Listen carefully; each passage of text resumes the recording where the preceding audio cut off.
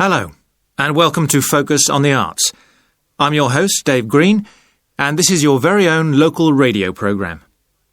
Every Friday evening, we put the spotlight on different arts and culture facilities and look at the shows and events that are on offer in the coming week. And today, the focus is on the National Arts Centre. Now, if you don't already know it yourself, I'm sure you've all heard of it. It's famous throughout the world as one of the major venues for classical music. But did you know that it's actually much more than just a place to hear concerts? The centre itself is a huge complex that caters for a great range of arts. Under a single roof it houses concert rooms, theatres, cinemas, art galleries and a wonderful public library, as well as service facilities including 3 restaurants and a bookshop.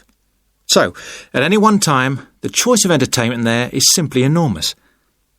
So, how did they manage to build such a big arts complex right in the heart of the city? Well, the area was completely destroyed by bombs during the war in 1940. So the opportunity was taken to create a cultural centre that would be what they called the city's gift to the nation. Of course, it took a while for such a big project to get started, but it was planned in the 60s, built in the 70s, and eventually opened to the public in 1983. Ever since then, it has proved to be a great success. It's not privately owned, like many arts centres, but is still in public hands. It's run by the City Council. Both our National Symphony Orchestra and National Theatre Company were involved in the planning of the project, and they're now based there, giving regular performances every week. And as the centre is open 363 days of the year, there are plenty of performances to choose from. So, to give you some idea of what's on, and to help you choose from the many possibilities, we've made a selection of the star attractions. If you're interested in classical music, then we recommend you go along to the National on either Monday or Tuesday evening at 7:30 for a spectacular production of The Magic Flute, probably the most popular of all Mozart's operas.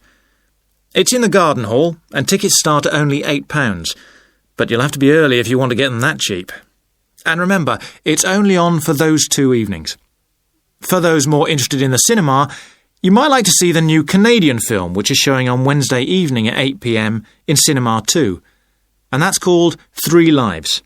It's had fantastic reviews, and tickets cost just £4.50, which is a reduction on the usual price of £5.50. So, it's really good value, especially for such a great movie.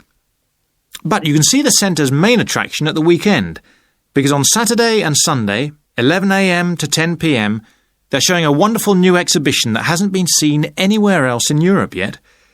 It's a collection of Chinese art called Faces of China.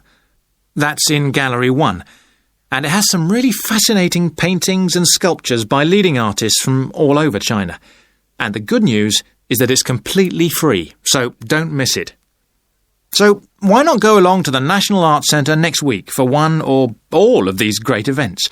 And you can always pick up a programme and check out all the other performances and exhibitions on offer, or coming soon, on almost every day of the year. Next week, we'll be looking at the new Museum of Science.